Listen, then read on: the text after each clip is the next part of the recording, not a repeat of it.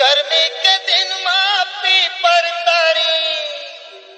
पोपो बजाय लाली पिवरी उपला देखे अमर चूरा लाल चाय कोई ठोकन खावन दे रानी ठोकन चुकन दे डीजे हितेश सारी सारी माला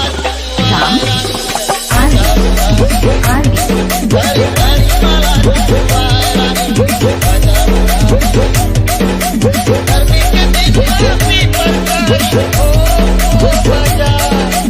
लाली पिवरी उपला देखे अमर चूरा लाल चाय कोई ठोकन चुकन दे रानी ठोकन खावन दे डीजे हितेश सारी सारी माला रानी सारी सारी माला